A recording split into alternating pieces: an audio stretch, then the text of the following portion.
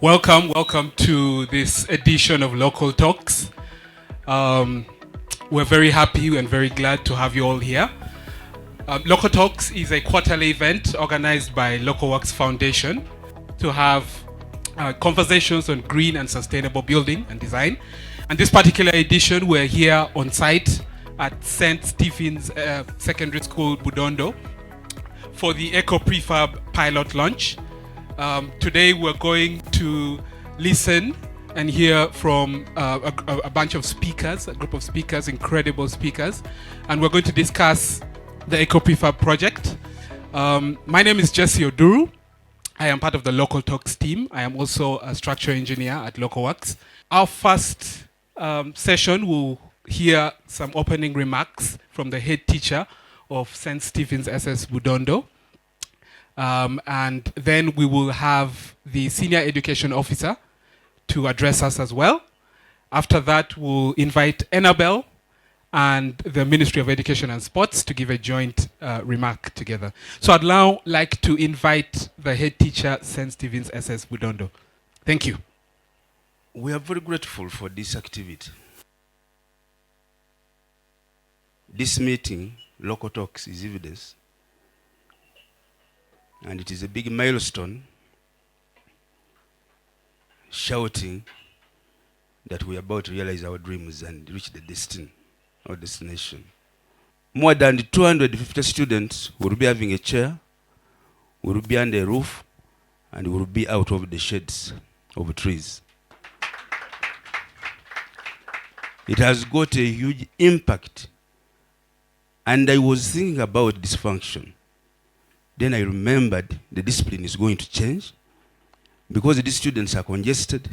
Congestion leads to stress, and after stress, you get in discipline. The academic standards will automatically improve. A classroom with about 120. Moreover, it is smaller than these classrooms being constructed by Localworks. Academic scores are going to improve. Service delivery is going to improve because there are teachers who are going to stay around to give students more time. The girls who sleep here are going to have a resident teacher to comfortably look after them in the morning, during the day, and at night. The teacher has been moving a distance to come and join the matron to look after these girls. So there is all reason for us to celebrate. I want to thank you. It is money well spent, for sure. We are here to celebrate what's going to start to happen in our lives. Ladies and gentlemen, as the HM has put it, we are the ones who are getting the lion's share. As City Education Department and my immediate supervisor, the City Education Officer, Mr. Paul Balira Inemugaju, we are committed to be part of every intervention that is gotten from the ministry through Enabel so that our learners get what is desired to be gotten by them. And where our main pursuit is the learner, we discover that every aspect, every intervention that was to be done at the other side, it had to be learner-centered. The office of the Prime Minister, when they are doing their assessment, the national assessment, they assess the local governments, including the city, on how we help those ones bring interventions. How are we working with you people? So like it or not, we are also assessed on what goes on in these projects you're doing. So this means we have to put in also our best. I just allay that we shall have full interventions and we shall have full support from the Department of Education. And what I'm seeing here, I'm going to report to my boss, and the boss will report to the town clerk. From here, we are to witness from the start and the end, then we shall evaluate.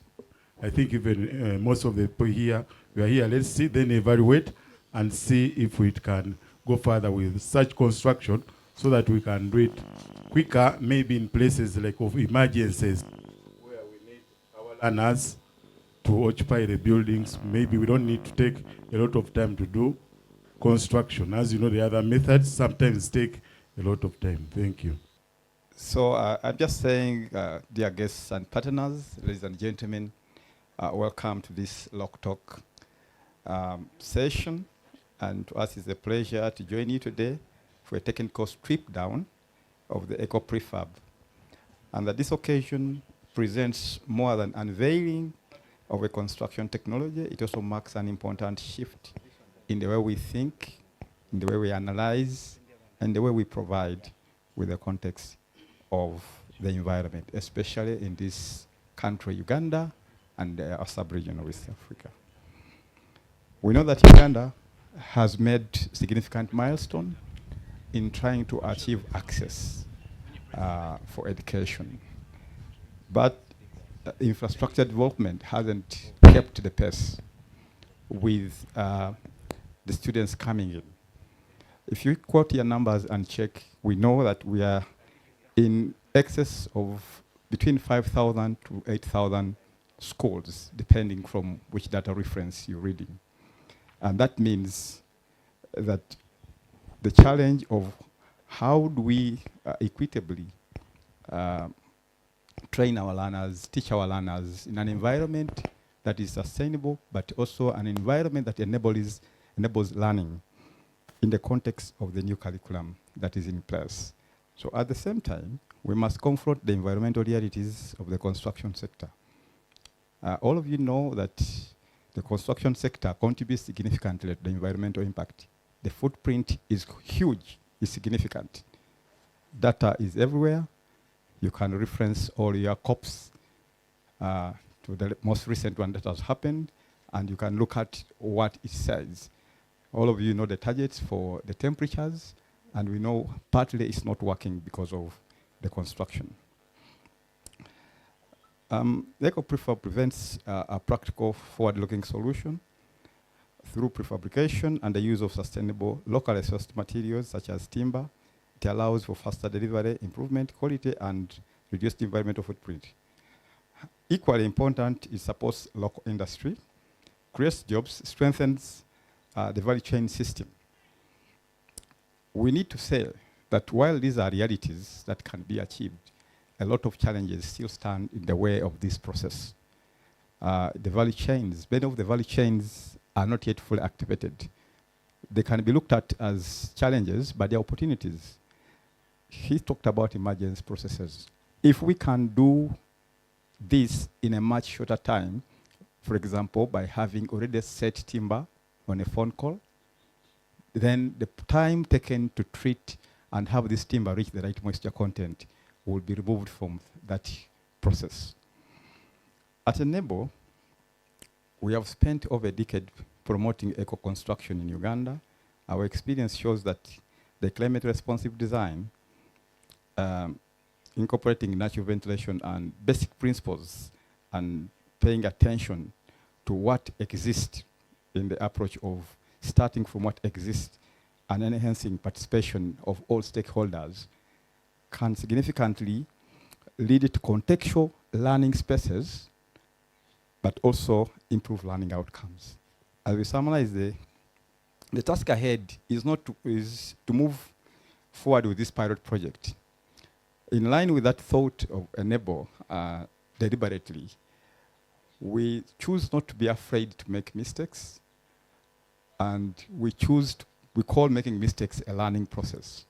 So this Ecoprefab that is here, and also in another school in the West, they were carefully selected to be inserted into climatic different zones, so that the assessment and all the other proceeds can be evaluated, and hopefully it can point to a solution that can be adopted at a country level. The projects here in Budondo offer a valuable opportunity to test, learn, and demonstrate what works. They provide a foundation for evidence-based decision-making and future policy development. Achieving impact at scale will require strong collaborations between government, the private sector, development partners, and communities. We are not just constructing classrooms, we are shaping a more sustainable, resilient, and inclusive future for education in Uganda. And with this, we say thank you very much for coming, and that we believe in such a simple concept. There's no such a thing like a silly question or a silly observation. So let us ask all these questions, and that this can contribute to the body of knowledge. Good morning. I'm sorry that I'm not there with you in person, but in spirit. I was there yesterday and saw what's going on, and I'm very happy to open the range of talks in your event. My name is Phil Misowitz. I'm the CEO of Bauhaus Earth, and I would like to show you a little bit what we're doing at Bauhaus Earth and how that might relate to the project that you're celebrating today and our shared concern to make construction clean and working for people and nature. I call this little talk regenerative construction, and it begins with a global overview of what's going on around the world. We are experiencing the fastest ever series of construction projects. More than 2.5 billion people are expected to move to cities. And you here in Africa, in Uganda, are right in the center of this unprecedented urbanization wave. It is generally considered that over half of the existing buildings that we see now will be added in the next couple of decades. And this graph also shows where most of the material input is expected to happen, namely in Africa, followed by China, India, these fast-growing economies, not in the place where I'm from in Europe, where we generally consider most cities to be built, and growth is going to be very moderate. And very important here for our discussion is then to see, well, what is the footprint of that huge construction project and why should it concern us? We generally talk about carbon in construction, and apart from the carbon that's related to the energy that keeps our buildings warm or cool, this is this little color patch here in the middle.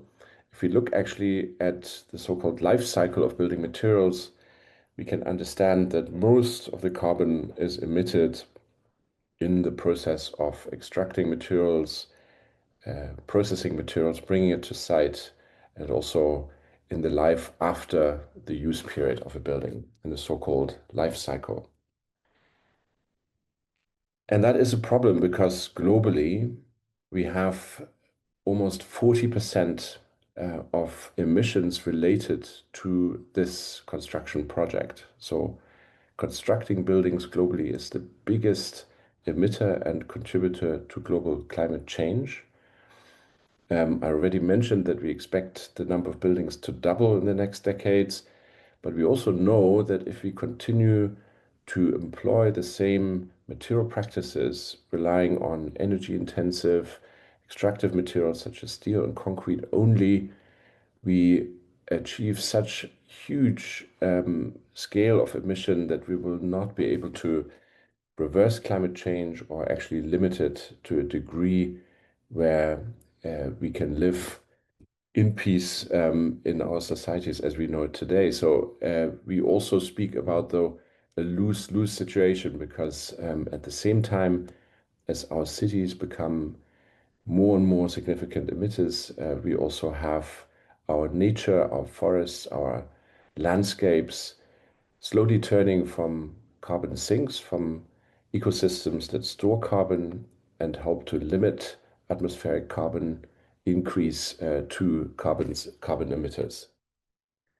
So what do? We need to construct, we need to make sure that our societies have access to dignified housing, to schooling, to the kind of infrastructure that supports their life. This is this graph here, the center, the building, the societal foundations for an inclusive and dignified life for humanity.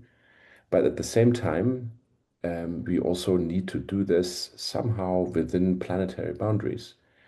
We need to construct healthy society for humans but respecting the carrying capacity of the climate in terms of what resources the planet has to offer and how much carbon we can actually blow into the atmosphere. This is nicely illustrated by this so-called donut, coming from the theory of Kate Raworth, the donut economics. And what we consider about Earth a regenerative built environment is exactly this sweet spot here shown in blue, this donut that somehow finds the socio-ecological optimum between what we as human societies need and what our planet can carry. And this leads us to the core topic of Bauhaus Earth, which we call material transitions, finding materials that will do what we need them to do for humans, but at the same time also respecting these planetary boundaries, emitting less, being less destructive in our ecosystems, reducing the ecological footprint. And material transitions usually is a complex process of reform of our material practices and the means and methods which we construct. We usually consider four main tractions here: avoid, improve, shift, and promoting circularity. Avoiding stands for actually reducing as much as we can the material intake into the building cycle, and also being very careful with additional greenfield construction, promoting compact cities rather than ever expanding and proliferating cities. Improving relates to also finding and investing in decarbonizing existing material practices, working towards a less carbon intensive steel or concrete. But we at Bauhaus Earth are primarily concerned with actually the lower two topics, shifting and promoting circularity. So we think that investing actually in alternative bio and geo-based building products at scale and promoting the circularity of those materials, or sometimes we call it optimizing the cascading process of those materials, keeping them in building cycles as long as we can through multiple lives. That's where the key lever is to create this material transitions that can actually help us making construction safe for humans and the planet. And this illustration also kind of is a scenario that shows quite well what we are up against, how we might change our material palette in the next decades. We have here on the left our situation right now. Globally, more than half of construction materials, concrete and steel, aluminium and other kind of mineral-based material, and only a tiny portion there shown in green at the bottom, less than 10% is actually bio-based, such as timber. So we need to massively increase that while reducing concrete and steel as much as we can. We will not be able to do entirely without it, but we need to recalibrate this material palette that we sort of rein in our construction into planetary boundaries. And another aspect here shown in hatching is how each of these materials needs to be thought in terms of circularity, in terms of secondary concrete, secondary steel, and also secondary timber, secondary bamboo, etc. So we want a material transition scenario that is pluralist, integrative, circular, and reduced. And I'll show you what the particular advantage also of bio-based materials is. And I'll take you into a very short excursion into climate science. So we know that through combustion, if we burn fossils, if we burn if we create the heat that we need for cement production, we shoot a lot of atmosphere CO2 in the atmosphere. Nature has over billions of years developed a really sophisticated process through photosynthesis to actually draw this atmospheric carbon back and store it in fibers of our forests, in our landscapes, in the soils. And the idea is that if we then engage in sustainable forestry, logging, while reforesting and making sure that our nature reserves, our forests are not shrinking, but actually increasing. And if we are creating out of these logs long life building products and bring them into the built environment, into our buildings and cities, and doing that only as much as we need and keeping these materials circular across multiple life cycles, we then create a kind of not only use these ability to store carbon in construction and storing, as it were, in the built environment, making cities and buildings carbon sinks, but we also create the kind of economies we need to keep our nature healthy, to keep our forests flourishing, to invest in afforestation and in better agriculture. So in this terms, building with bio-based materials at a global scale could actually become a key part of turning construction from being the biggest climate killer to becoming a climate healer. And I'll show you how. This is what climate scientists know where we are. We have a massive increase in the last decades in atmospheric carbon. We already cut through the lower end of the Paris outcome ceiling of 1.5 degree warming as an effect of this. And if we continue emitting business as usual, we go into dramatic heights over the next decades, which will make it very difficult for our children and grandchildren to live in peace on Earth. So we need to do something about it. We need to, even if we are not managing, as it looks now, to keep the upper limit of the Paris Agreement of 2 degrees, we need to limit that overshoot as much as we can and engage in a so-called overshoot management. So just stopping emitting will not be even enough to keep atmospheric carbon at a very high level. We need to actually create those negative emissions to take carbon out again of the atmosphere and go back to current levels of atmospheric concentration. Now, with this mechanism that I just talked you through of how construction products can utilize nature's amazing ability to sequester and store carbon and fiber and turn buildings and cities into carbon banks, construction can actually be part at a global scale of this huge project of creating negative emissions. And this requires us to think about buildings and cities and nature really as re-entangled systems, thinking about synergistic co-repair of our nature and of cities to harvest these amazing effects of sequestration, substitution, and storage in construction products, while also reducing extraction of new materials, particularly those materials that we need for steel and concrete, and really switching towards a regenerative and renewable material base.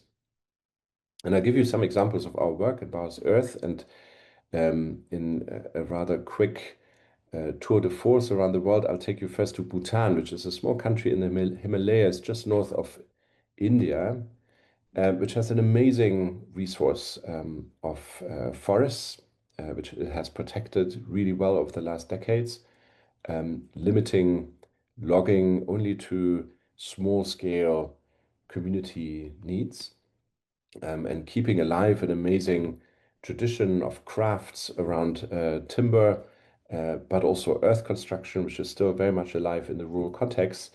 But in the fast-growing cities, in the valleys, this amazing knowledge, traditional indigenous knowledge around how to construct with nature for human needs in sustainable terms has been lost.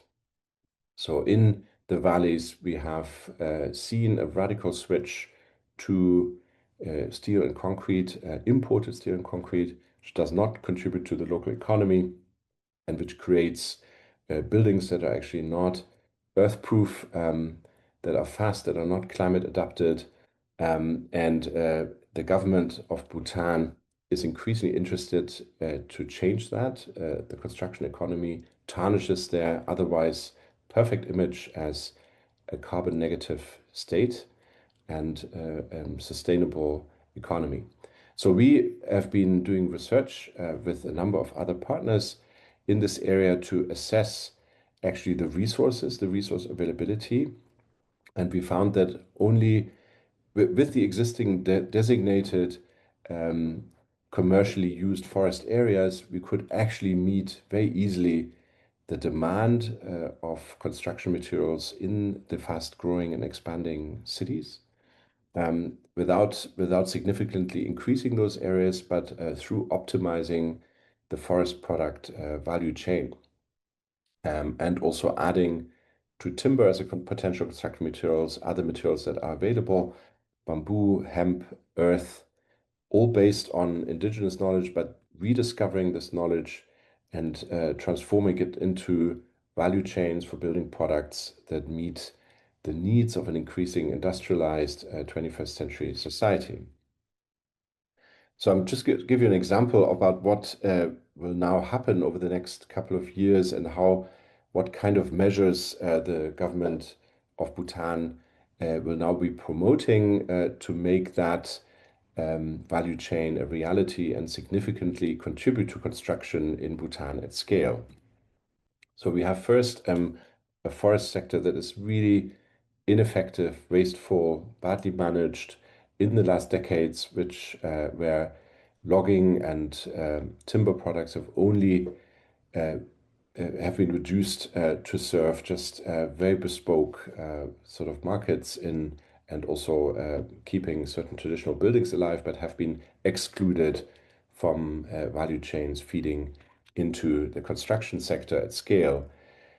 So there was no incentive. There's huge wastefulness, very bad logging practices, and so what we have done is to develop with other partners and the government of Bhutan a series of measures along the value chain that begins on the left with retraining rural population in ecological silvicultural practices for regenerative forest management, then questioning current logging practices and promoting low impact harvesting and forest worker health and safety, then thinking through how the timber processing and lumber distribution facilities can be more effectively arranged across the value chain and closer to source to cut down on transport emissions. It's a very difficult mountainous area where moving around unprocessed wood is very difficult.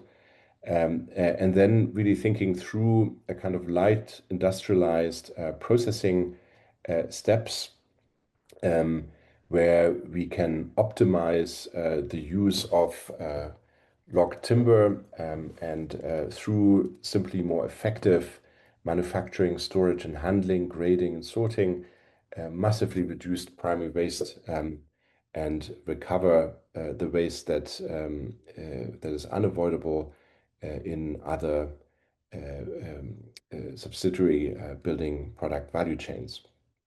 And also engaging in a light sort of introduction of digital offsite manufacturing for prefabricated timber elements that could be assembled in cities. And this is an example of the kind of building typology, multi-story building typology that will be relevant for these dense valleys where we will develop a pilot project.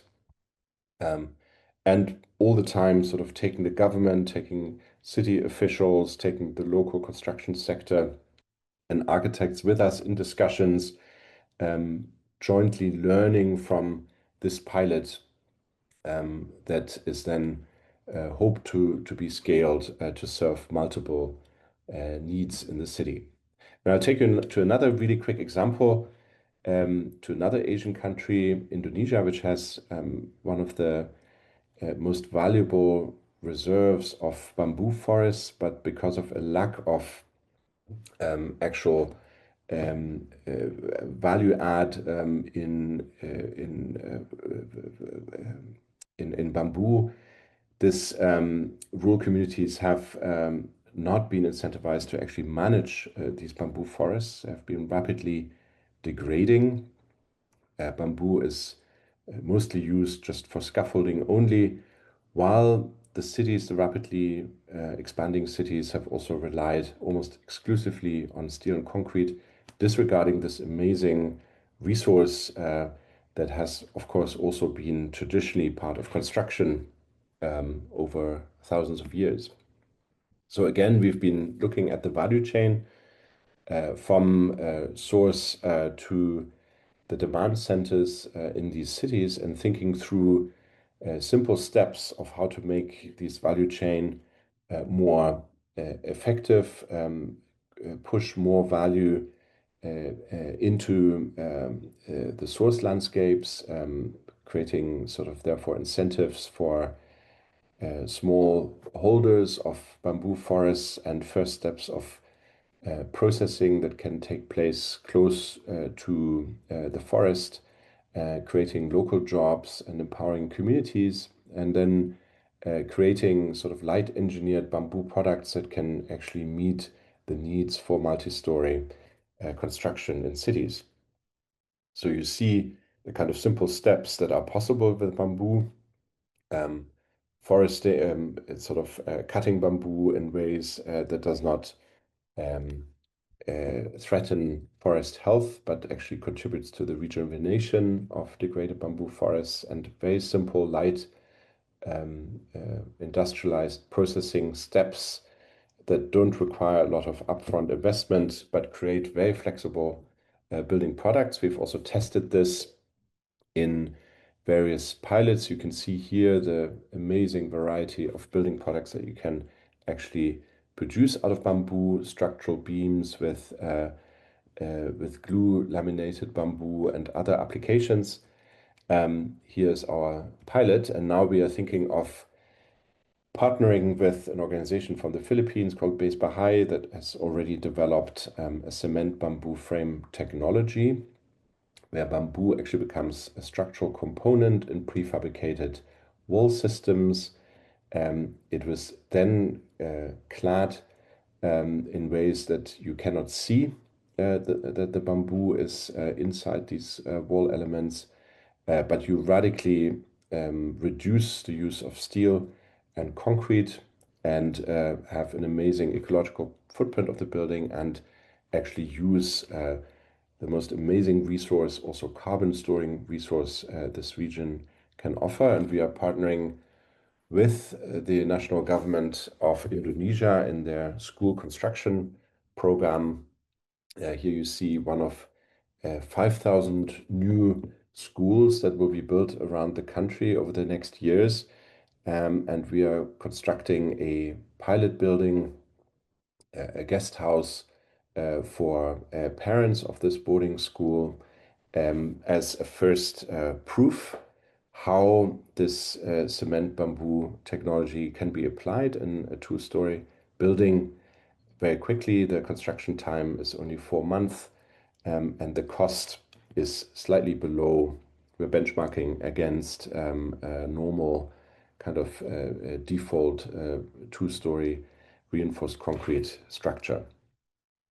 So this is a first impression, a first rendering of what this structure will look like. Bamboo will not really be visible from the outside, but in certain public rooms it will be visible. So we are then trying to see how that is perceived. I think bamboo is facing similar prejudices from clients or from users, and we are going to show how bamboo can help to create much healthier, more climate adapted, and also cheaper buildings, and then scale from this experience into the national school construction program. And I'll finish by just talking to you one final example of our work back in our base in Berlin, where we also find very simple solutions of regionally available bio and geo-based materials. In this case, we are partnering with a construction company that is revamping their headquarters in the north of Berlin. You see here a normal yard with existing buildings that will mostly be kept, but there will be one new construction. Added here, replacing these garages, this kind of L-shaped building. And we had this ambitious client that also wanted to show to his customers the innovation that the company is promoting in the construction sector. And we agreed on some very simple steps, low-hanging fruits, you might say, of how to make this construction beautiful, cheap, faster, and also more ecological. And these innovations are about the foundations, using reused concrete elements, stacking them, and therefore reducing the intake of new cement and steel for foundations. Rethinking the ground plate, using timber as a ground plate for the structure. The load-bearing walls, replacing here cement blocks with earth brick. The exterior walls that we will construct out of mass timber, and a new system for the flooring. So very simple steps that are repeatable and scalable. And I'm just going to show you quickly what sort of innovations that led. First of all, we decided to use the concrete plate that was poured about 80 years ago in this yard, and cut this apart to extract these concrete plates that then can be stacked, as you can see here on the right, and basically supply the structural material for the foundations for this new structure. You can see here how this cut apart kind of existing concrete is not going to waste, but kept on site, then stacked up, and can basically reduce the need for new cement for the foundations of this new structure to almost zero. Then earth clay bricks. We developed a system where we can use the extracted earth from construction pits around the city of Berlin and compress these bricks in very simple steps without adding any additional cement. So it's entirely from earth. So here you can see in our workshops the first kind of experiments using very simple machines that you probably also can find in Uganda, and producing a very high-performing brick that is in its structural performance very, very similar to cement blocks, just by being very careful about the grain mix of earth, and getting that certified, and then experimenting with how we can also create these pre-constructed elements that could then be craned to site to very quickly construct internal structural walls. And here you see how this experiment and also some other pilots have actually led to the brick industry taking up this innovation. They're very interested to actually take out the step of firing their own bricks using their infrastructure that they use to produce conventional bricks that are then kiln fired. But because of the increasing energy prices in Central Europe following the Ukraine war, the industry has mostly collapsed, and we are offering them a very simple, different, much cheaper alternative where they can still use their infrastructure, but basically take out cement and take out the heat-intensive kiln firing.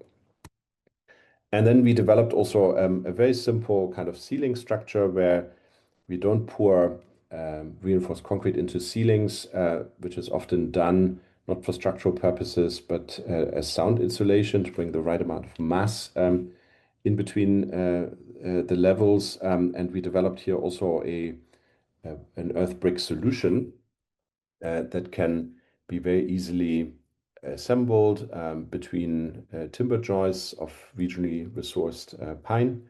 And you see the kind of aesthetics that we end up with nature-based materials in the interior that are exposed, that have very beautiful aesthetic qualities, that are cheap to produce and cheap to assemble.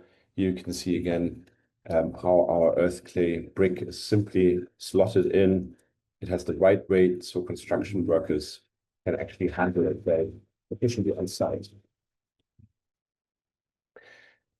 Yeah, I'm coming to the end. So this is what regenerative construction is for us, to help us turn construction and building globally from a major contributor to the climate and resource crisis, to help actually create processes that help to rejuvenate not only the built environment, but also the ecosystems that our world is relying upon, by prioritizing simple construction solutions that are as local, natural, and reused as possible, by utilizing the ability of long-life bio-based building components to lock in carbon and therefore become part of a huge project of atmospheric restoration, reducing the carbon content in the atmosphere, and also generating positive outcomes for nature and people through regional employment generation and healthy climate-adapted buildings.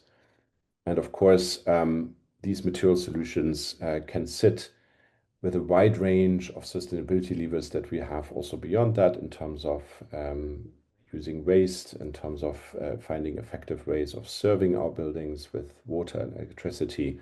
So together we see the possibilities, we really see the low-hanging fruits wherever we go globally, to make these critical steps now to rethink our construction projects. And of course, for that, we need global innovators that exist in whatever geographical region you might consider.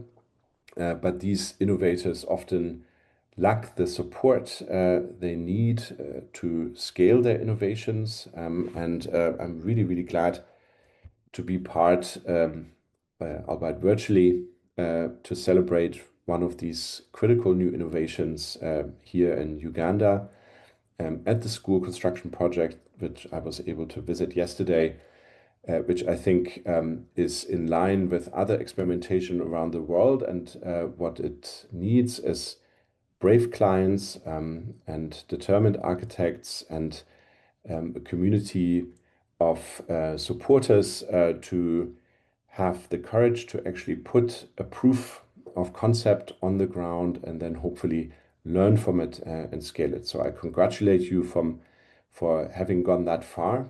And it is a beautiful, simple, and very, very effective structure that you have put down in Budondo.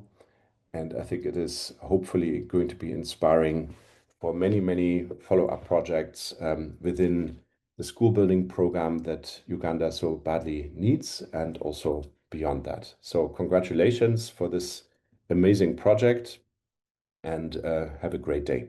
Thank you very much. Just looking at the regional forest economy in East Africa, there are vast forest resources. Collectively, Kenya, Uganda, and Tanzania have about 55 million hectares of forest resources available, with the mix of smallholder and plantation holdings, but they are typically monoculture right now, using a lot of imported exotic tree species that have not well adapted to the local environment, and some use excessive water. This has led to some rapid forest loss, particularly natural forest loss, as we clear up more land for monoculture sort of practices, as well as many human interventions, such as expansion for housing and agriculture. And then across the ecosystem, there's a lot of fragmentation. There are pockets of innovation happening here and there, but they are not coordinated. And sometimes there's duplication within them, and sometimes they seem contradictory when communicated to people. So it doesn't seem like a viable sector.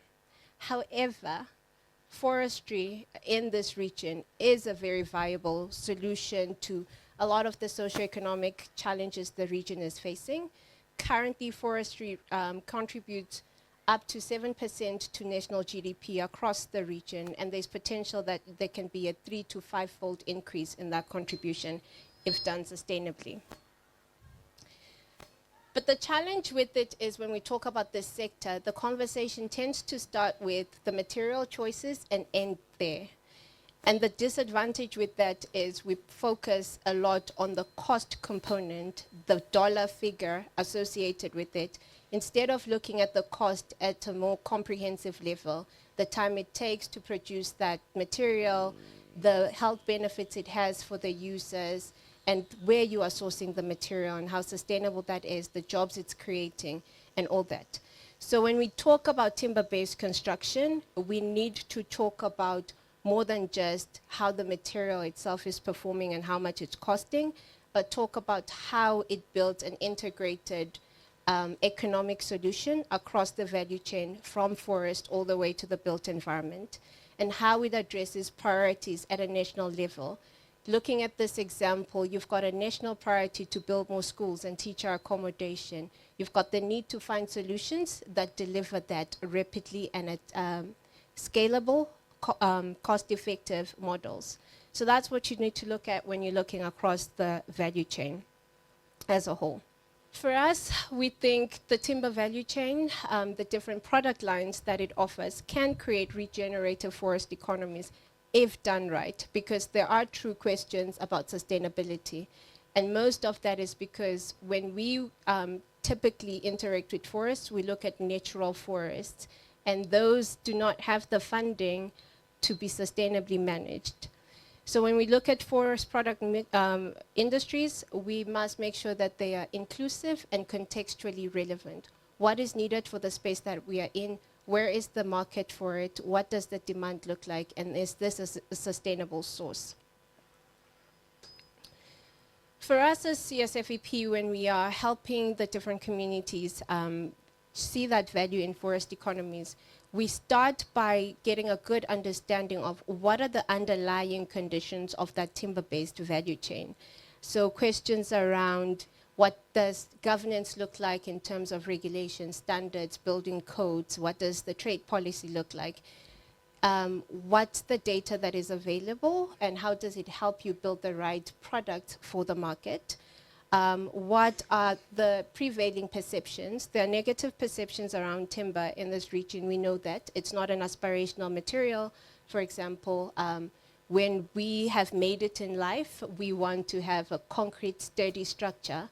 We don't understand that timber can be that sturdy structure that we need. We also have to look at the different aspects of the value chain. Where's the supply coming from? Do we have the manufacturing to be able to give the different product value chains that we need for the market? And what does the demand look like? What are the price points for that demand? What is it needing? How sustainable is that demand if we are building an economic model? From there, you have to look at the different competing use types for the industry because it is not operating in a vacuum. There are still other things that are there. I mentioned there's food production, there's demand for housing, infrastructure for other things as well. And then you have to look at what are the demands on that forest resource, not just the land, the forest resource as well. There are non-timber forest products that are needed as well. Are you getting species that can multiply the different product lines you can support? And then we consider how value flows across the value chain. It seems like a complicated map, but if you just focus on the middle part where you've got the forest and then you've got the built environment, who are those key actors that are there? Are they interacting with each other? Are they connected? That is very important to make sure that you understand who's where, what do they need, and what value are they getting from this economy so that they can support it. And then you look at how do we ensure that all this moves towards a regenerative ecosystem that is ensuring optimal use and benefit for all those key stakeholders and the different needs that are there in the ecosystem.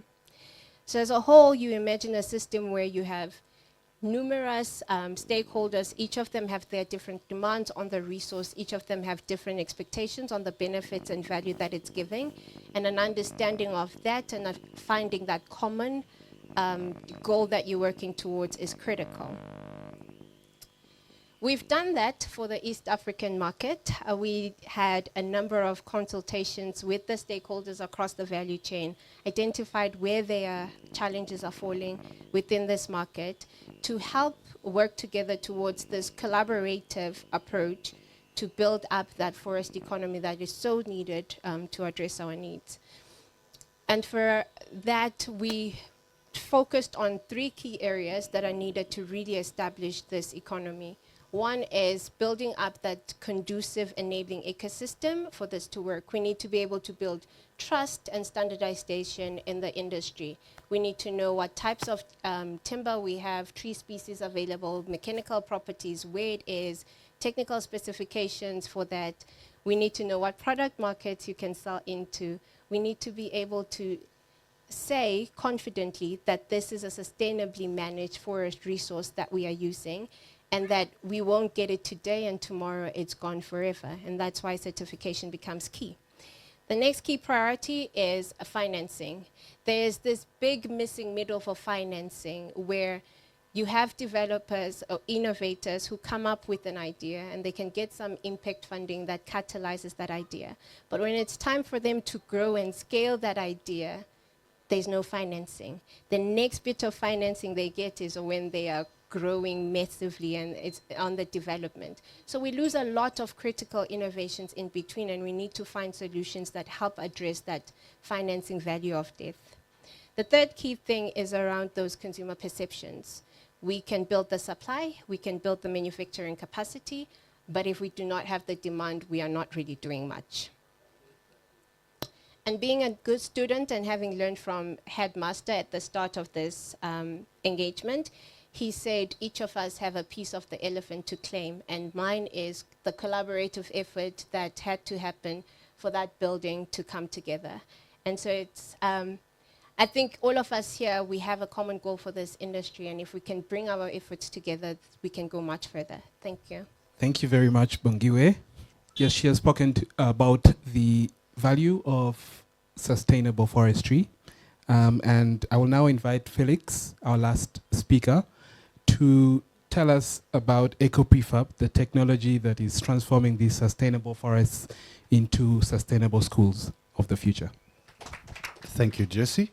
I hope you can still listen. It has been a lot of content. Maybe sort of on the big picture, the first presentation painted the global picture and the reason why we need to work with bio-based materials.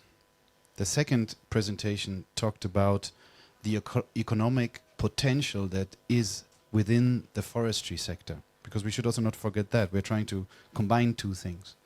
The global imperative of climate change and to create a real and tangible economic potential. And it is now my job to basically answer the question of the how. The other one was more the question of the why. Now we're talking about the how, and of course you're all here to look at these buildings and to hear from us what we think is a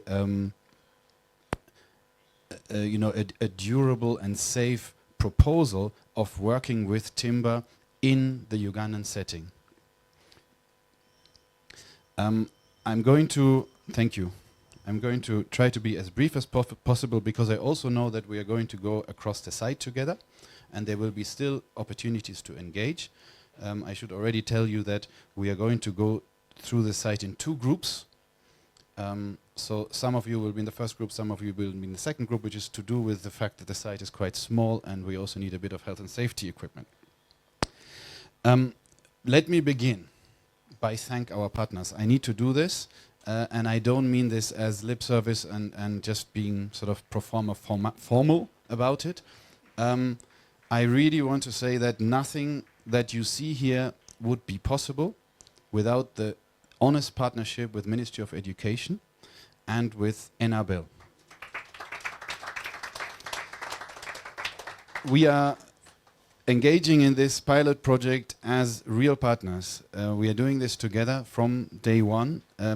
Enabel has put in an enormous amount of energy into making this happen, and we are incredibly honored to have the genuine support by Engineer Kato and his team in the way these two projects, because they are two, as it was mentioned, are being rolled out, and we are not taking this for granted for one moment. Of course, we are now talking about the educational sector.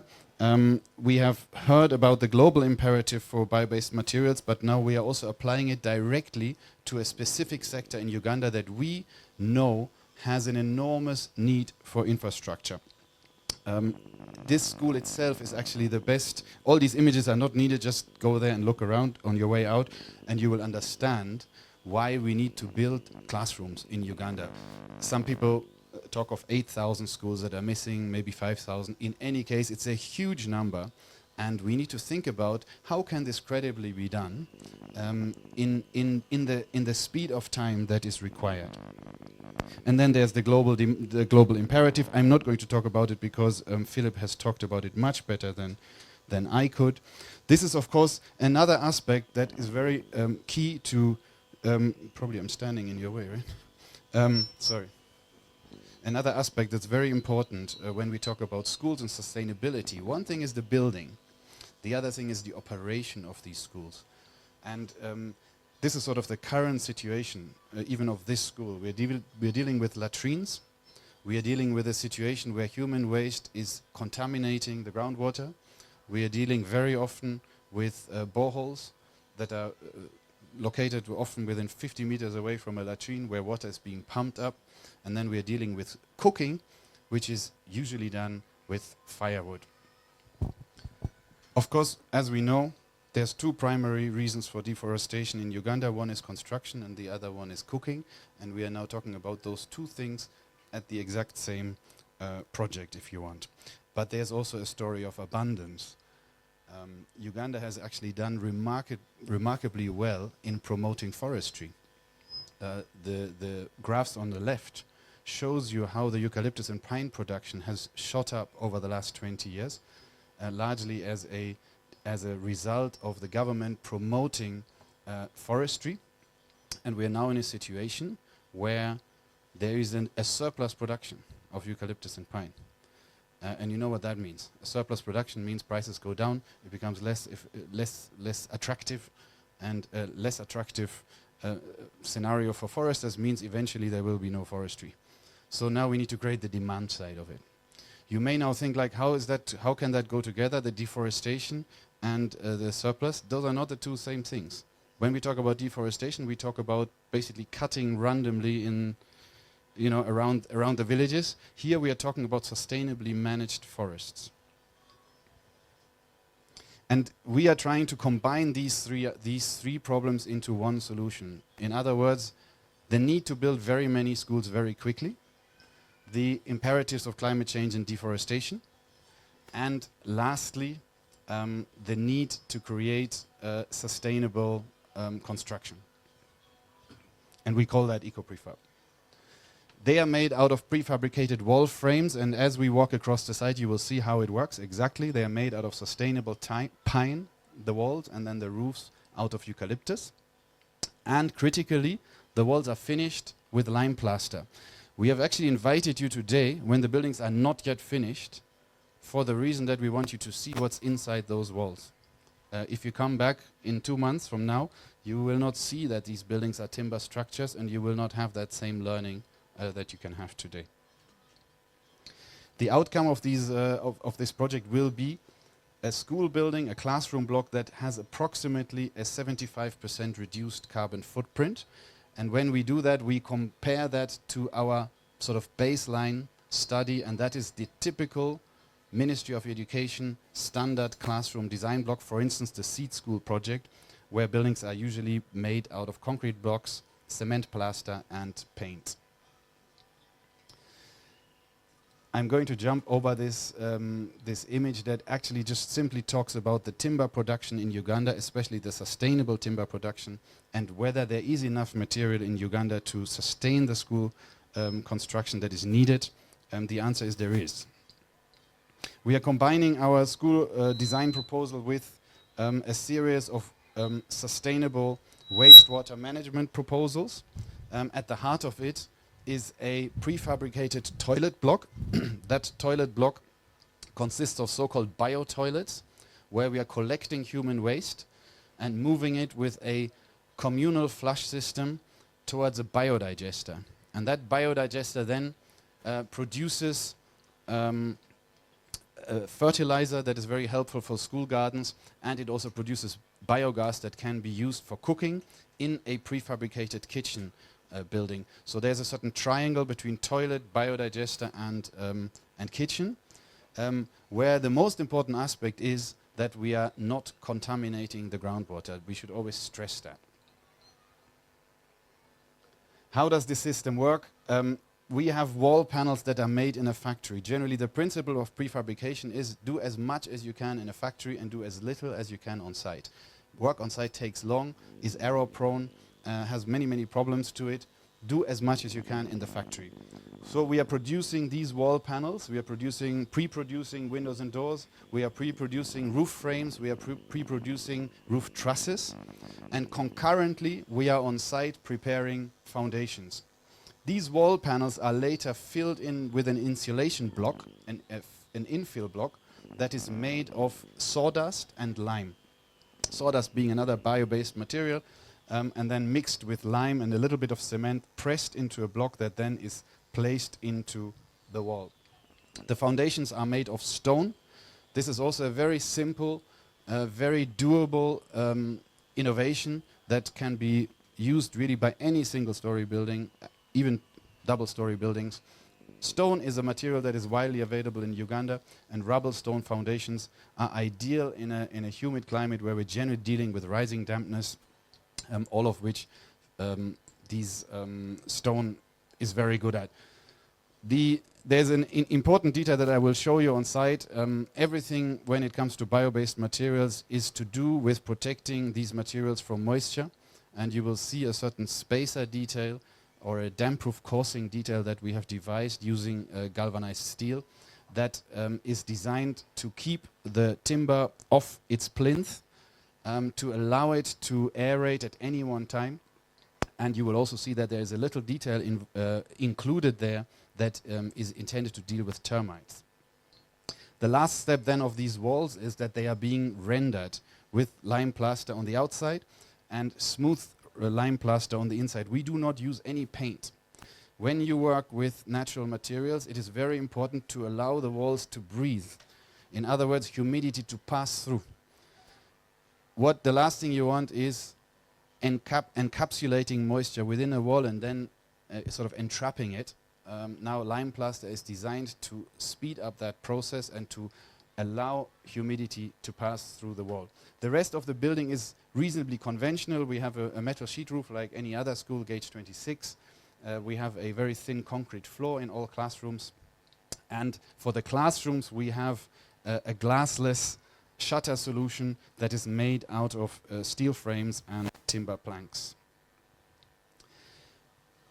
It is essential to use certified timber, in other words, to be sure that the source of your timber is genuinely sustainable. For that purpose, we are currently procuring all our timber through Busoga Forestry Company, which is Uganda's largest FSC certified forestry. We are very hopeful that there will be many more certified forests coming onto the market. It is down to us to create the demand. And I don't mean us, Localworks, I mean all of us. We need to use timber more, and then the market will react by getting certified. I'm happy that we have FSC here represented. The treatment is very important as well.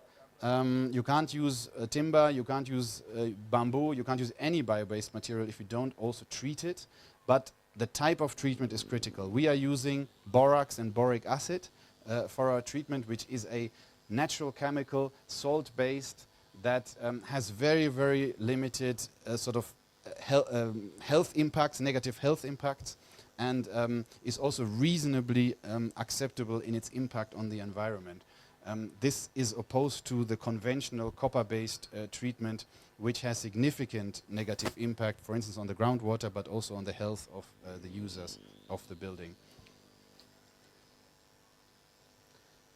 Ecoprefab consists of a series of buildings. We are trying to provide all buildings that are needed by a typical rural school. In the future, we want to add more buildings, but right now we are focusing on the needs of St. Stephen's School, basically.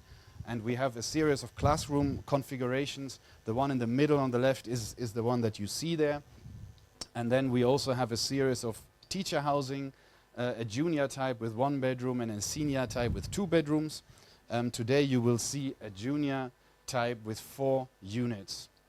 And then on the right you see buildings around what I call the wash triangle, in other words the prefabricated kitchen and the prefabricated toilet block, which will then be linked to with a biodigester.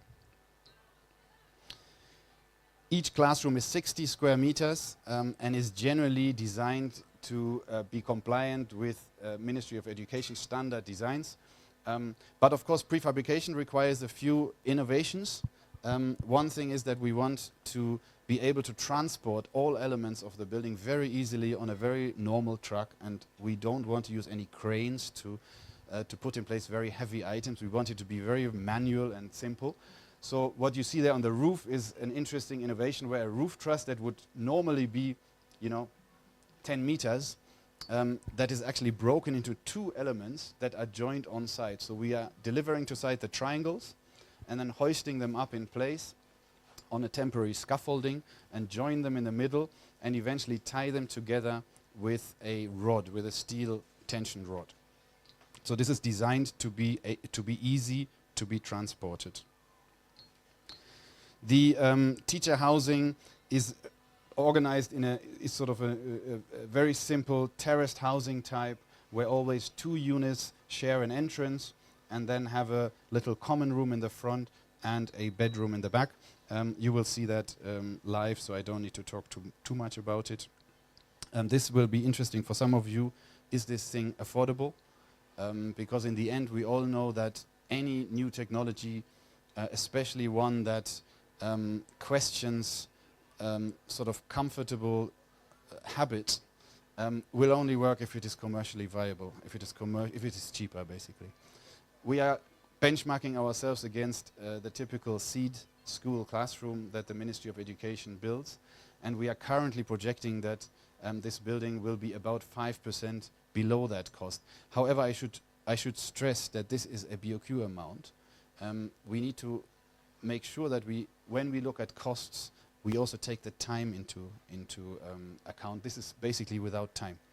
If you, of course, build a building that takes 10 or 15 months to build versus a building that takes 4 months to build, you have, of course, a much bigger saving that needs to be quantified, especially when we talk about, hundreds or thousands of classrooms that we want to create.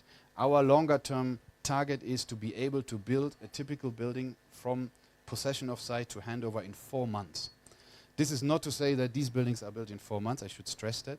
These are, of course, pilot projects. But the target is that with economies of scale, with repetition, with practice, with better teams and higher efficiencies, these timelines will be possible.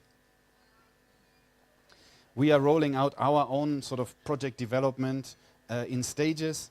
This little graph shows where we currently are ongoing our MOES pilots here in Budondo and in Chibuye. And our next step then will be to prototype the toilet and the kitchen, our wash triangle. We are currently looking for partners to develop that. And of course our hope in the bigger picture in the next year or so is to roll this project out and to find partners who genuinely believe in our pilot and who are keen on trying it out on a bigger scale. We have in the past already built with our partners from Cotton On Foundation, who are also, I'm happy to say, are here today. We have already built 52 units of teacher housing, so the teacher housing is further advanced in our product development than the classrooms. Those buildings can also be visited if any of you travels through Rengo one day. We have there 2 large school campuses where these 52 units are in active use by the teachers of those 2 schools. Thank you so much for your attention. Thank you. Shem Seboa, practicing architect. We worked with Felix at one point. Well done with your team. I'm just curious, maybe there are Minister of Education officials here. Just last week, this week, there's been a bid come out for building 120 schools or I don't know what, but I don't know whether this is timely for especially this team to give them another alternative. We're supposed to have participated in it, but yes, I would be keen to see how this can be adapted, because I think I think a lot of challenges that we have in most of our construction is because public buildings don't seem to be showing the way into where the direction of construction should go, because the ordinary people copy from the buildings that they visit that are public. If we get more and more public buildings which can be able to stretch the envelope in terms of innovation in material, in construction, in method, you'll then get to have more confidence to apply these in ordinary construction, and I hope this can be one of those things that can penetrate that Rubicon. Thank you. Thank you. I am architect Kenneth Amunsimire, the president of Uganda Society of Architects. I'm excited to see that we have a presentation in this direction, because those of us who are aware of prefabricated constructions probably know about the 1970s and behind, and we keep wondering what happened after that. So it is good to see that we are having this technology trend, not just looking at concrete in its own right, but even looking at it in sustainable building materials. I just had a question, because with all this interest about reuse, regeneration, we seem to have forgotten a lot about our wastage on site. And I'm happy to know that with this prefabrication arrangement, where most of the components are assembled away from site, there is a way you can control material wastage. But there is that waste that has already happened, and we see a lot of landfills from building demolitions. Has anyone thought in that direction of reusing debris, for example? Because at some point I think we'll run out of sand. And what steps are being taken in that direction so that we can also have those materials reusable, so that we don't have to keep extracting all the time? Thank you. This is not necessarily a question that I can answer, although I find your point very interesting. Just to emphasize what you said, because I didn't do that in my presentation, the avoidance of waste is one of the biggest advantages of prefabrication. Whether green or not doesn't matter. Prefabrication in itself, of course, reduces waste. So we are combining that with bio-based materials, because even with bio-based materials, we shouldn't waste them, right? We should be as prudent as we possibly can in using them, not over-designing, because, by the way, over-designing is also a very big source of waste. A lot of buildings in Uganda are hopelessly over-designed. What we need to do is design on the point, and prefabrication allows really the reduction of waste. The idea of sort of generating material out of landfill, this may be something Edson has a view on. You can maybe have a discussion around it. I don't know. Very interesting. All right. Okay. Could I say something quickly? Yes, on please. that? To your point around sand will run out eventually, there are some interventions that are happening in the region. For example, in Kenya, they're also looking at mining waste, using that as a component when you're making the infill solutions. But it still needs a lot of research into that as well, because it's mining waste that's being used, so radioactivity questions around that as well. But there are other things around mycelium as well, looking at if you can get those as bricks for infills, different materials, but also trying to make sure that they are as bio-based as possible. Hi. It's a conventional system, but I think we realize over time that screed floors, which are quite being used a lot, very difficult to get good quality, but also they don't last long. They are subject to cracking, subject to, I don't even know what that is called, but potholes basically on the floor. So we are doing a monolithic floor, which is thin, about 75 millimeters thick. Of course, it has damp proofing underneath. It also has a drainage layer below. you still have to basically obey all the specifications for building on top of the ground. But we are also incorporating a surface hardener that gives a bit of toughness. Yeah, we're also in a process of seeing how to reduce the amount of cement used, maybe incorporating an underlay that could easily bind with the concrete, so that you basically can reduce the amount of cement that is used. Yeah. So in summary, a very thin, smoothly finished concrete floor. Here we are balancing the need to work with bio-based materials, low carbon materials, with the need to provide durable hard-wearing surfaces. Nothing is more used in a building like that than the floor. Steel furniture, lots of children, etc. We don't know of any other technology that would provide at this stage. We have looked into stone, but stone was too expensive. So I believe we are, for now, limited to concrete. Thank you for the presentation. My name is Brian Onen. I'm a founder of a community of practice for early career professionals in green building and sustainability across East Africa. My question is simple. Uganda has different climatic zones. I would categorize them as cool, warm, and hot. So my question is, does the Ecoprefab technology, is it adaptable to these climatic zones, in simple? It's a really good question. We have targeted the middle of everything, the most average condition that we know. Uganda is generally blessed. You call them cool and hot, but Uganda is generally extremely moderate. But we all agree that waking up in Kabale and Fort Portal at 7 o'clock in the morning, it's cold. And in Kidepo it is hot. We are trying here to be right in the middle of everything. And we are cognizant of some areas that will need a little bit of input.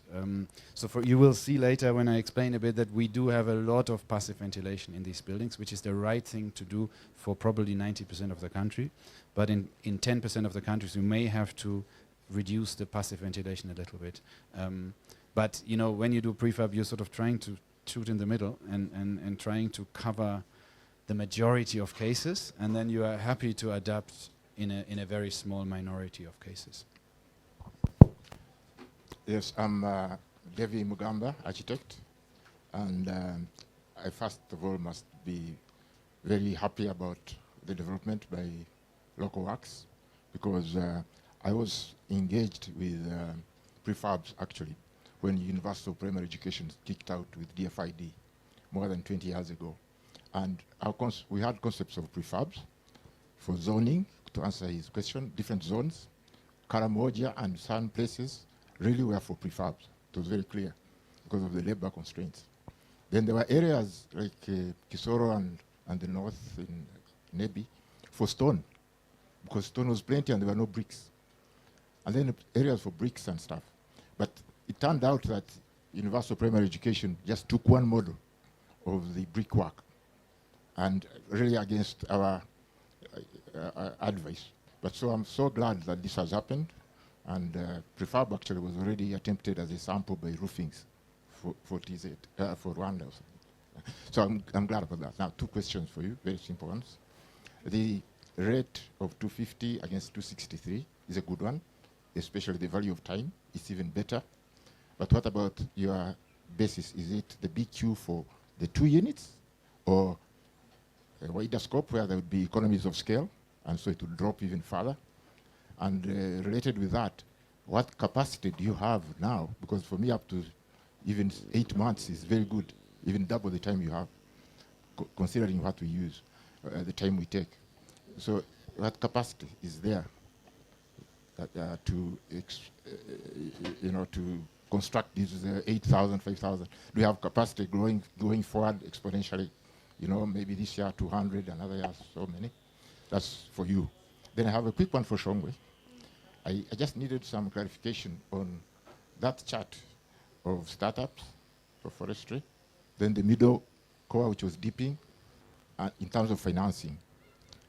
I didn't quite get it, that there's a startup, then the middle drops, and then it grows exponentially towards the larger plantations. Thank you. Thank you for your comments, and I'm aware of that roofing's model, which is of course steel-based. So I had already mentioned that the time factor is not included in this thing, and it is a square meter cost. Yeah. So when you say whether it's a 2-type or a 3-classroom type or whatever, it doesn't matter. It's a square meter cost that we are currently projecting. But it is very difficult, or maybe we don't yet have experience enough to say to what extent the economies of scale will enable us to drop that cost down. Because in my opinion, that is the direction it will go. It will not go up, it will go down, because we're going to build these buildings in a higher quantity. And then of course you can start being much more efficient on your supply chain, you can be more efficient on your production processes, and you can really start squeezing these processes.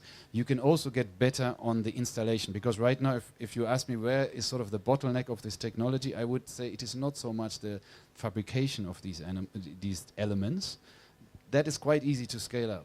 The problem is in installation on site, because there's still this is fairly specialized carpentry, if you want, even though the technology is kept as simple as possible. You need good people who know how to do this, and you need to train up teams to be able to credibly roll this out in a bigger quantity. But in my opinion, especially if you cost the time properly, there is real potential to drop this cost further with time. And the time now, we should also be careful. We have sort of this 4-month idea. That's a building. Now, if you do how many buildings, you stagger them. So of course, the overall construction process of a school campus will be slower.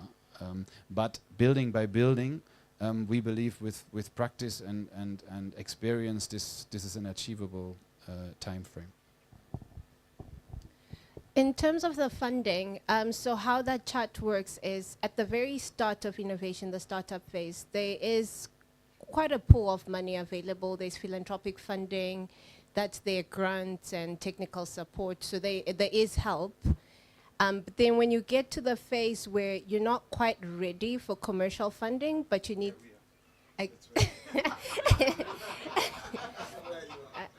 I'm temporarily campaigning for them.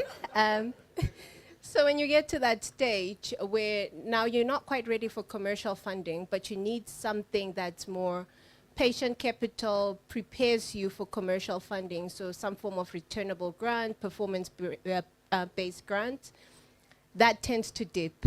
Philanthropies are not really quite well equipped for that ticket size, because you need anywhere from $100,000 to maybe $500,000, sometimes up to $1 million. That's kind of the ticket size. So anywhere from $5,000 to maybe $150,000, there is some money there. But the higher you get, it gets tricky with grants. And then that 150, 1 million mark, it gets challenging, because that's a lot of money to put out there. And these are projects that will require a bit of time, maybe 2-3 years, to actually learn and see how you reach the economies of scale. And then when you get to the commercial side, where you've really tested, you've reached the economies of scale, and now you really want to scale up and take advantage of that, you are requiring more commercial funding. You've got investors coming in, impact investors are back in that space. You can go to banks. The terms are not as bad as when you are in that R&D phase. So that's why you see the dip. There's some money at the start, and then it dips in the middle. There's some, but it's very challenging to get. And then when you're there in a position to be able to pay back interest or give out some equity, there's interest again. It's not a question, maybe another nice statement. Yeah, thank you very much. I'm Anna Gasha, and I work for FSC, Forest Stewardship Council, which has been mentioned since the start of this talk, from Engineer Waibare saying it in a different way, sustainable wood. And then the two other speakers in front of us here, nailing it down to say we use FSC certified wood. And that is the way to go. So the beauty is FSC is in this country to work with you and make sure that the construction is accessing the wood that is sustainable. That's very important. The other reason I'm here is to learn. And for this, in 2 weeks, I've had one word, and that is the plinth. The first time I had it last 2 weeks was when I was dealing with UEDCL, and they wanted me to put it in the soil, then they give me the meter. And I was like, plinth, what is this? And now you mentioned it here. I was wondering, they made me buy a lot of cement to build something very small for that meter. I was wondering, is what you're talking about of wood, or that is still cement? That's very important. My last one is that for some years back, it was not very easy to talk with architects. So thank you, Ecoprefab, for bringing them here. Yes, I will put it in context. I see his, I'll put it in context. In what context? Architects, if you talk of wood which is not mahogany, you're not talking. Am I right? You want mahogany, that is the wood you know. I'm very, very happy that you're coming to saying the wood that Uganda has can build a building mahogany can do. All you need. Thank you very much. So all you need is to invite FSC to make you more aware. You're very aware people and very land and architects. But in terms of forestry, to make you more aware of how this wood should look like, what are those specifications, and Uganda will be good to go with the Ecoprefab confirming that we have the sustainable wood we need right now. Thank you very much. Good afternoon. Drex Esanga, student architect. So my question has to do with workflow integration. So how steep of a learning curve is it to integrate design for manufacturing and assembly logic into standardized architectural workflows? Very difficult. So you're really you're nailing the problem of prefab, because we are busy advertising prefab and telling everybody how brilliant prefab is. We've been working on these humble little buildings for 5 years. Of course, it went through lots of steps, and we built already prototypes, and then we built staff housing with a cotton-on foundation, and then we moved into classroom, and now you're seeing there a pilot, which is the first time that we're building a classroom 5 years into this product development. And the reason for that is not that it is so complicated to design a classroom. There's many reasons, including the ones that Bongiwe has mentioned around financing. But it is definitely also a huge step to go from a normal technical design package that an architect and engineer normally does to a set of fabrication drawings that are suitable for prefabrication. It's huge. These buildings are entirely done in 3D in BIM. Every single bolt, every single profile, every single flashing is modeled and is quantified and is, if you want, clash detected across all the disciplines. All the electrical conduits are designed, and etc., etc. So it's a very, very tedious process, and that is one of the reasons why, of course, prefabrication, with prefabrication, it's essential to accept that an architect gives up on the flexibility that you like to have, right? In this particular classroom, you would really love the window to be there because the tree is more beautiful there, or you want your wardrobe rather on the other side. Forget it. The whole purpose of prefab is to be repetitive. And this is another reason, maybe the main reason why we went for the educational sector, because the typology that we are looking for is very, very simple. We are also not in the urban space where you need to go 2 and 3 stories high. It's not to say that timber cannot do 2 and 3 stories, but it's a different animal in terms of, the flexibility that is needed to respond to a complicated site, for instance, to terrain. Here we're really saying, let's start at the basic, which are very simple rectangular buildings that are freestanding, one by one, and let's get our head around those properly, and let's hopefully convince the market that it is safe to work with timber. And then we attack the next step, which is the more complex multi-story buildings. But I like your question. It's spot on. Thank you.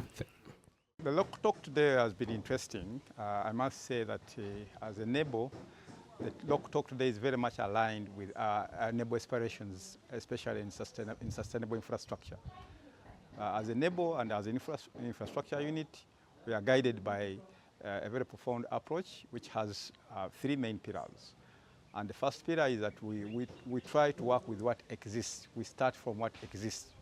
And in this context, it means we are working with local materials here. The second pillar is that we are deliberately participatory in our processes. So this clearly also demonstrated in this work that everybody is participating at different levels. We had the students, we had the school teachers, we had the people from the district, we had professionals, architects, engineers participating in this local talk, each of which contributing to their diverse knowledge that we expect to see us through.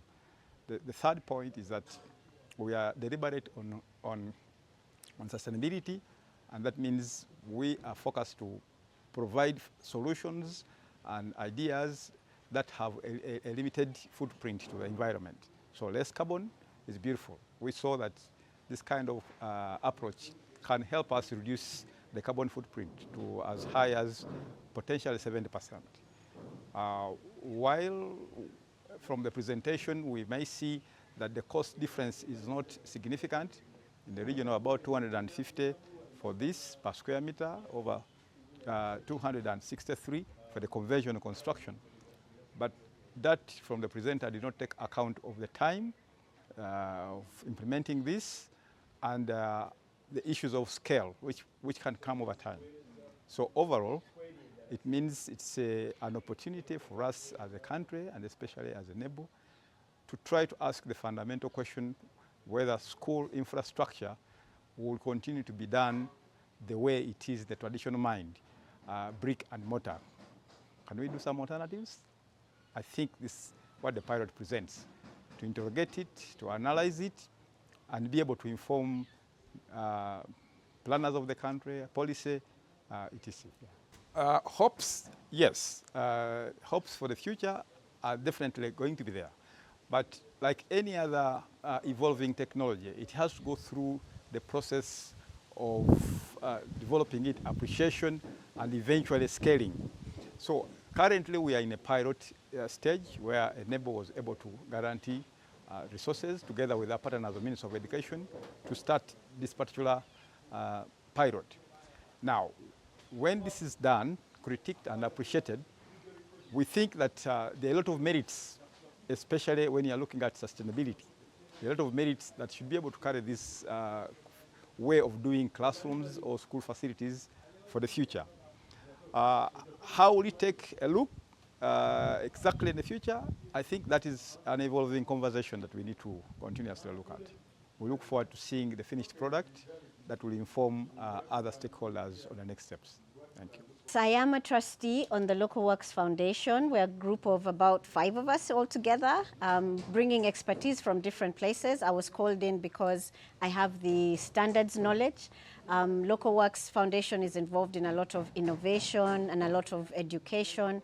And coming from the standards world, this is what we are interested in, so that we can use the data that comes from this to develop standards that can help us do things better. As we think about climate change, as we think about urbanization, we want to be able to work with people who have the ability to give us the data that will help with standards development. The government of Uganda is very committed in the 10-fold growth program. It's a very ambitious program, but part of it is to make sure that we are sensitive of climate change and the environmental impact of what we are doing.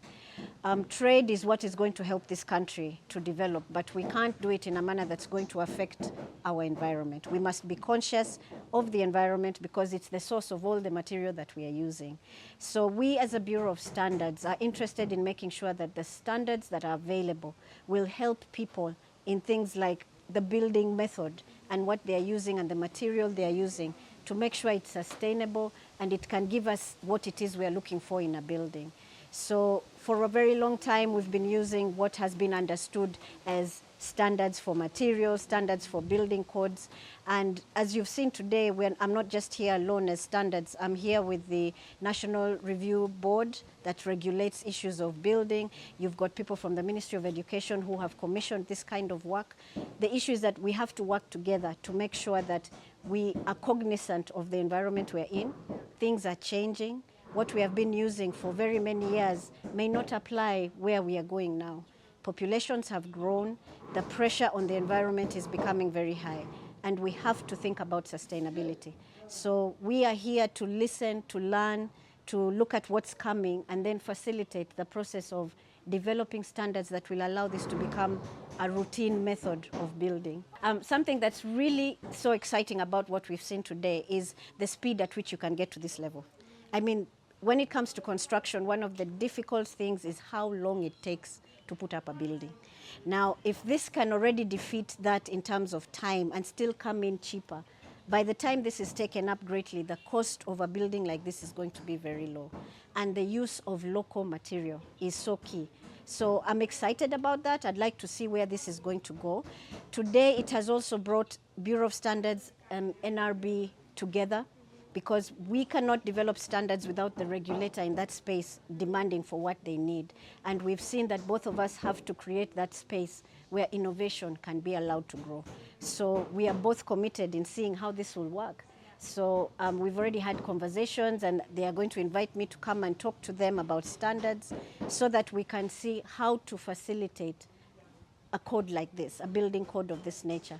And also what we can do to make innovation move a little bit more. You know, when you're stuck in ways of doing certain things, innovation looks like it's not a good thing.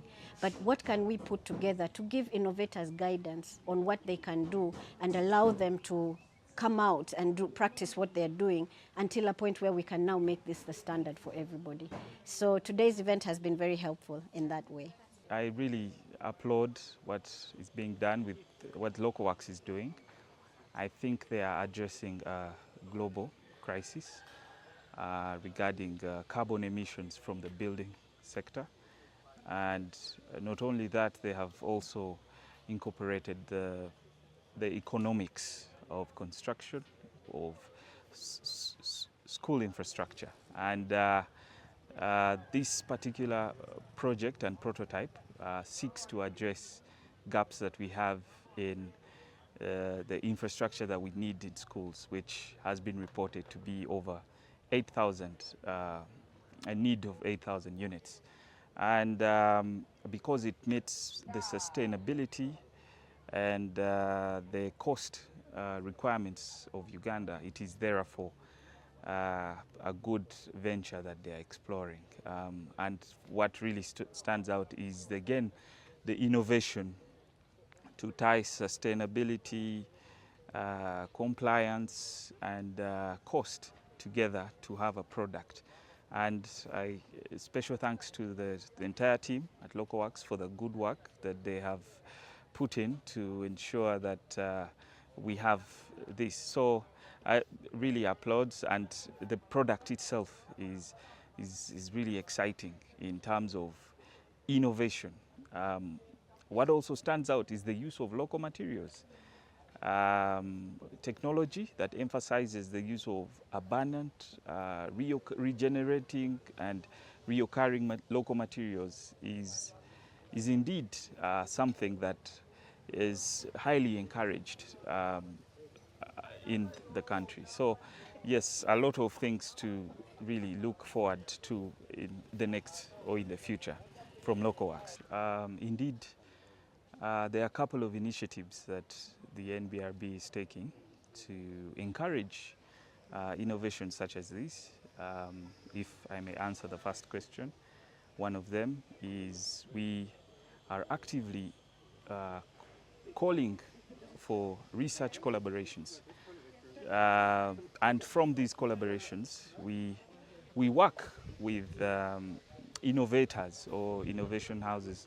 For example, Localworks, once we have a collaboration in place, then we handhold you from what the idea is, the testing, the engineering, experimentation, to assist you in bringing it out to the end to when it can then be used as a product in the country. So there is a research agenda that the organization has been working on, and among what is at the forefront is local and sustainable materials.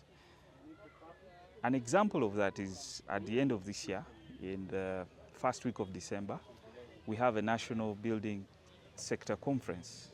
And in that conference, one of the themes is linked to sustainable construction. So, innovators such as Localworks are also invited to participate and present their new innovations. For that conference, you will find we are going to invite researchers from all over the world, potential funders, potential collaborators, and I think that can boost the uptake both nationally and even regionally for such innovations. Thirdly, we have outreach programs that we do every so often to the different local authorities, and in these local authorities we engage them, and as part of an agenda of the things that we engage with them include emerging and new technologies. So in those talks, or we usually call them barazas, we talk about the compliant materials, of which this can be one of them, and there we can really boost their knowledge at the local administrative level of these such developments. Localtalks has been inspiring in general, and this is one of those occasions where I've been able to go out and have a field experience on the ground, practical experience of Localtalks. It's been inspiring for several reasons. One is, like I said, out in the field looking at the practical things, and also exposed to prefab, which actually has been one of those models which I always felt were pertinent to Uganda for achieving the goals in terms of keeping abreast with the numbers that are on demand in the country. Now, my experience now looks like, since 20 years ago, the gap between classroom and pupil ratio doesn't seem to be reducing. It seems to be expanding, because 20 years ago the ratios were not in the thousands that we talked about, and I can see the need to really expedite this process, and the best way forward would be prefabs. We attempted prefabs back in the day when I was doing some work with DFID, when universal primary education was introduced. But that time, the direction was not really that much towards the environment and sustainability. It was more towards the ratios, getting the numbers quickly of pupils per classroom. And at that time, among the models was a prefab using steel. And it was basically a steel structure with styrofoam for sandwiched in between plates for acoustics and insulation. But I think I can see there's a lot of progress now with what we are doing towards sustainability, bringing in the aspect of the environment, which is basically the mantra of Localworks. Yeah. And of course, what is surprising for me is that I can see the connections now are getting better by way of the private sector, joining hands with the policy makers, the government, and so on. Maybe we need another aspect of entrepreneurs coming in, so to make the whole thing really thrive and run. That gap can be filled, but like I said, by three aspects working together: the innovation and creativity, which Localworks is feeling. There has to be some policy framework that supports it. And finally, there has to be some source, some enterprise somewhere that fills that gap, to make it run and scale up. Yeah, I think it's possible, and I don't think a lot of it is new, to be honest, because I had an experience of covering the entire country, like I said, with the DFID on a pilot project. And there was prefab even before independence. Moroto Primary School in Moroto is built out of prefab using Expamet and plaster. It's there, Moroto. I hope it's not been demolished. But during our surveys, we found such situations, and that's how we developed the models, the different models. I've also found some interest in the details, which is there are some details which are normally not taken care of, like the damp proofing, and of course insect proofing, especially termite proofing. Those are details which were there long before, but have kind of been washed out over the years. Yeah, and now I'm glad that there's a focus towards the details. The devil or the gold really is in the details. Well, today has been exciting for me, especially because I was interested when I got an email from Felix, seeing an Ecoprefab classroom block. And for someone who is very interested in building sustainable schools, which of course includes classrooms. So coming here and seeing this block and at this stage, well, it builds my interest to see the complete structure and how this classroom will look like. I would love to see the finished product. I'd love to come back, but I also have an imagination, mainly because I've been inside a completed teacher accommodation, and I love the coolness of the room. So I want to see if the classrooms are as cool as the teacher accommodation. Imagine if you're in a classroom and it's hot, but it's very cool inside. Improves the learning abilities of the kids. So I'm interested in seeing that. Oh yeah, the teacher houses that we have built, the Ecoprefab teacher houses that we have built, I would say are doing great. We have no complaints so far with the teachers. They are still in good condition. When I walked into them before, they were occupied by teachers, and like I said, I loved the feel, the inside feel. It's so calm, it's so cool. It is still the same thing. And I don't think we are complaining, neither are the actual users complaining.